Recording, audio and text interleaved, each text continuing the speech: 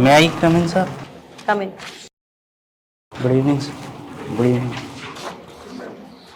निशित जी बैठिए। कैसे हैं आप? मैं अच्छा हूँ।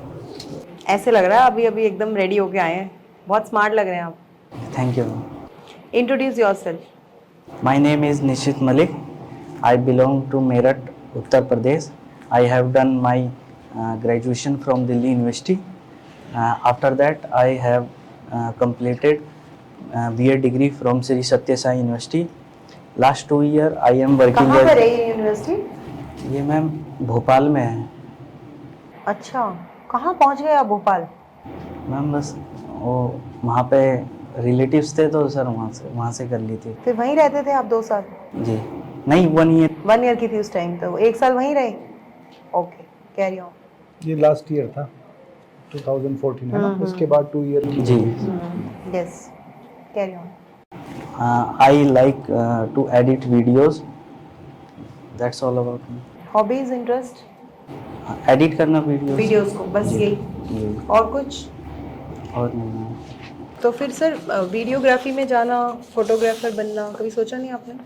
नहीं मैम ऐसा तो नहीं सोचा, बस जब भी खाली टाइम मिलता है तो मैं ये वर्क करता हूँ। और खाली टाइम नहीं मिलता तो क्या करते हो? मतलब what keeps you busy after 2018 rather 2014? क्या कर रहे हैं आप इतने सालों से? मैम मैं यूपीएससी की प्रिपरेशन कर रहा था उस टाइम, तो उसके बाद मुझे वहाँ पे सफलता नहीं मिली, तो उसके बाद फिर मैंने सोचा जो मुझे फीडबैक मिला कि शायद टीचिंग में जाना मेरे लिए अच्छा होगा, तो सर मैम फिर मैं क्यों अच्छा होगा? तो मैम मुझे लगा है कि मेरे स्किल्स जो करियर ग्रोथ है वो टीचिंग में अच्छे हो सकते हैं, इस वजह से। What will be your contribution to KVS as a teacher? Why should we hire you? Ma'am I think my teaching style is very good and Have you taught somewhere? कभी पढ़ाया है कहीं पे? नहीं मैम अच्छा, आई दिखाइए अपना टीचिंग स्टाइल कुछ पढ़ा के। ठीक है मैम। क्या पढ़ाएंगे? मैं हिस्ट्री में क्या हिस्ट्री में? क्या? हिस्ट्री में मुगल साम्राज्य। 9th क्लास की बुक देखी आपने? NCERT की हिस्ट्री की फर्स्ट चैप्टर कौन सा है? फर्स्ट चैप्टर 9th क्लास में है फ्रेंच रिवॉल्यूशन। ठीक है, आप पढ़ाइए। आप फ्रेंच रेवोल्यूशन पढ़ाएंगे कि अपना टॉपिक पढ़ाएंगे? मैम मैं अपना टॉपिक। ठीक है, अपना टॉपिक। मुगल साम्राज्य तो उड़ा दिया एनसीईआरटी से। सर अभी है 7th क्लास में है वो थोड़ा सा जी। ठीक। Good evening class. Good evening sir. How are you? Sir how are you? Fine. Okay, what is the date today बेटा? Sir 9th of May। हाँ बेटा, this is today is 10th May. Okay. Okay okay, what date is 10th May 2023. Okay student, today we start a new chapter of history. Before we start this chapter, I will ask a few questions. Okay? Yes beta. What is your favorite monument? Monuments. Taj Mahal. मेरा पड़ोसी है sir. Taj Mahal Agra में। अच्छा, आगरा में। Excellent बेटा। Okay, yes बेटा, what is your favourite sir monument? मेरा तो फेवरेट ताजमहल ही है। ओके, आप गए हो वहाँ पे? हाँ जी सर। अच्छा, यस सर। यस बेटा, what is your favourite monument? Sir Taj Mahal की तीसरी मीनार। अच्छा, पहली, दूसरी, चौथी नहीं पसंद। तीसरी पसंद है। Let's write down these name. Taj Mahal.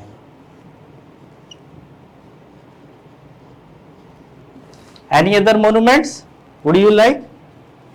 Sir मुझे हुमायूंस टूम भी अच्छी लगती है। सर लाल किला भी। Okay, red fort. Where is red fort बेटा? ये तो आगरा में भी है ना। रेड फोर्ट बेटा वहां तो नहीं है, ये तो दिल्ली में है। अच्छा, सर मुझे लगा। Okay, let's write down.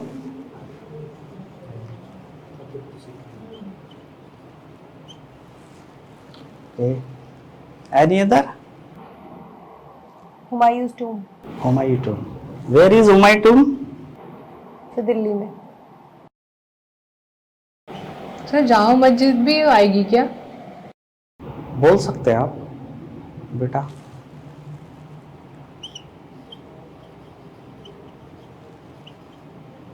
तो सर आज हम ताजमहल देखने जाएंगे। हाँ, आप देखने जाओगे। सर हम क्या पढ़ रहे हैं आज? आज आप ये पढ़ रहे हो मोनूमेंट्स, जो इंडियन आर्किटेक्चर में मुगल्स का क्या रोल था, उन्होंने क्या हमारे आर्किटेक्चर सर ये में क्यों आए योगदान थे हमारे इंडिया में?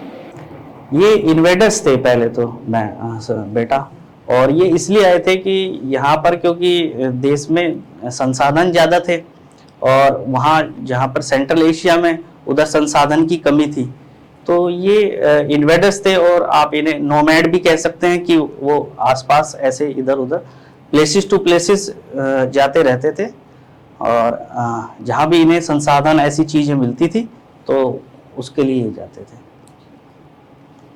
Okay, let's if I circle this and this and this, what is the common thing which I circle these monument? Can you tell me? सब पत्थर से बने हुए। Okay, nice. These monuments built by the Mughal rulers. So the today's topic is the Mughal rulers.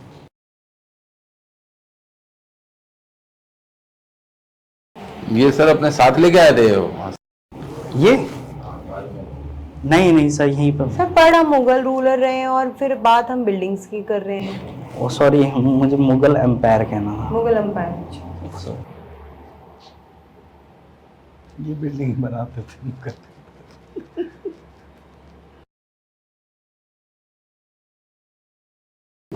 सो हमने अब ये देखा कि क्योंकि मुगल्स जो एम्पायर था वो आर्किटेक्चर एक्सपर्ट थे, और उन्होंने बड़ी बड़ी बिल्डिंग्स बनाई। सर आप तो कह रहे थे नोमैड हैं, तो आर्किटेक्चर एक्सपर्ट कैसे बन गए? सर धीरे धीरे इन्होंने क्योंकि डेवलपमेंट किया, ये नोमैड्स तो थे, लेकिन जब ये यहाँ से लूट कर ले जाते थे अपने जैसे तो सेंट्रल। चंगेज खान का कोई मॉन्यूमेंट नहीं बना इंडिया में, क्योंकि वो नोमैड थे I think.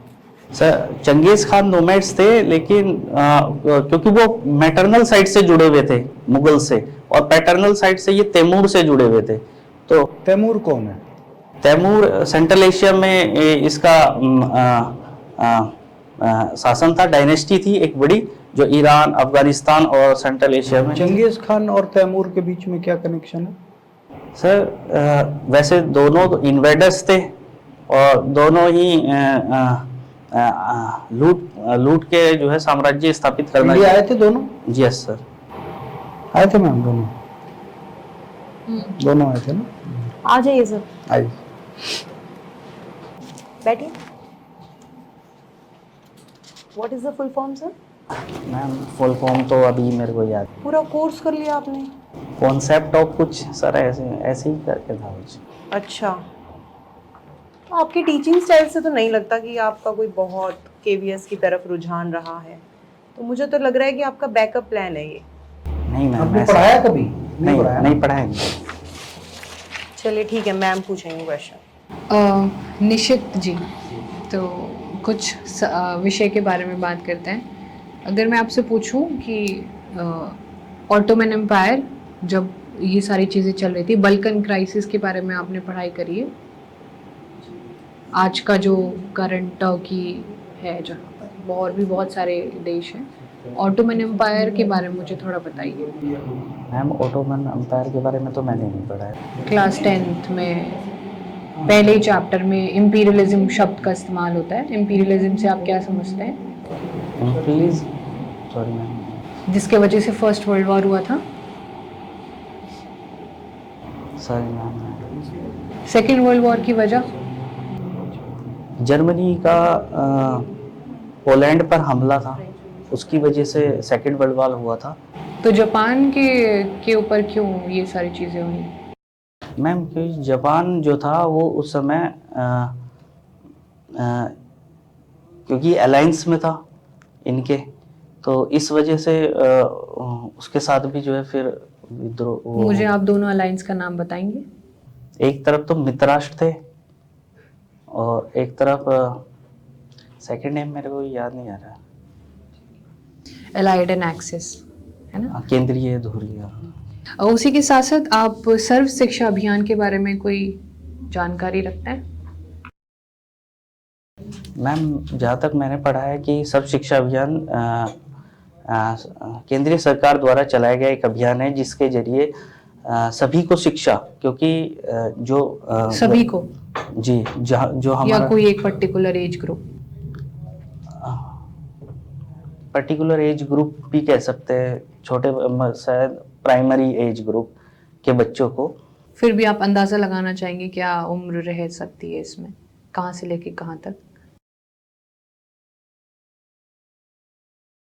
May be 13 to 14 years. 6 से 14, 6 to 14। चलिए, मनरेगा के बारे में भी आप जानते होंगे, जी, उसकी फुल फॉर्म आपको? महात्मा गांधी नेशनल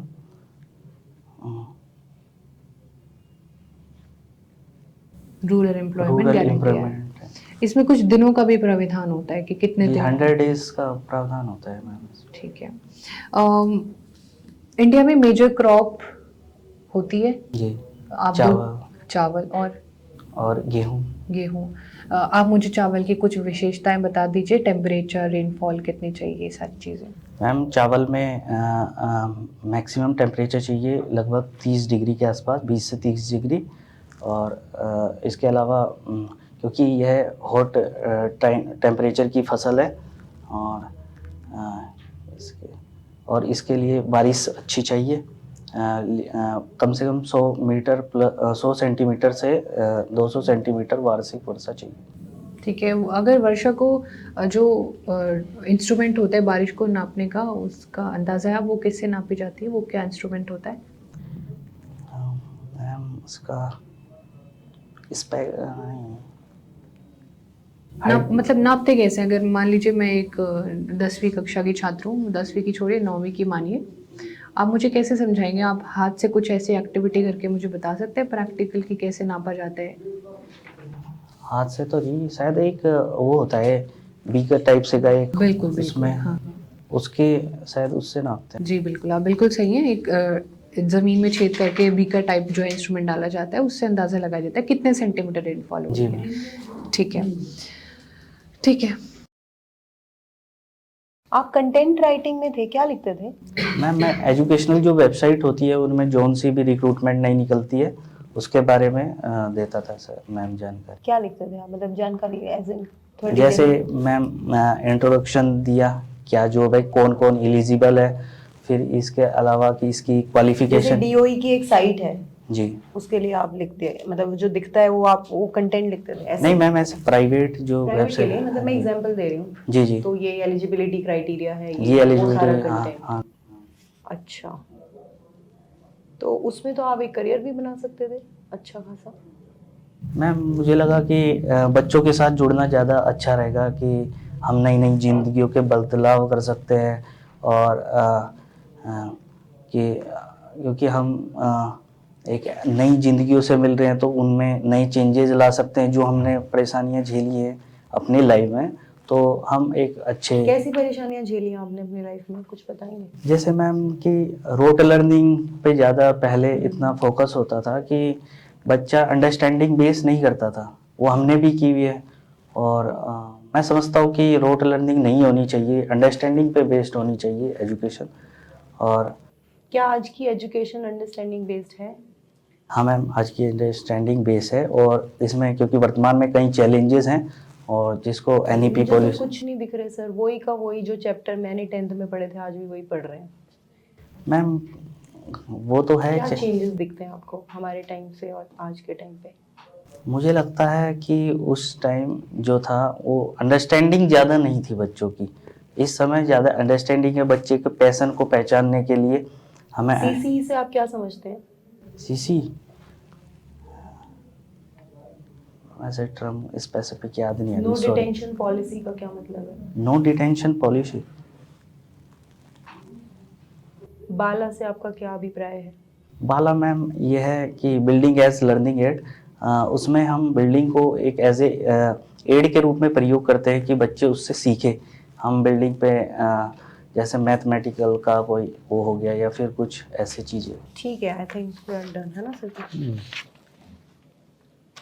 निशित जी, मेहनत करनी पड़ेगी आपको अपने ऊपर।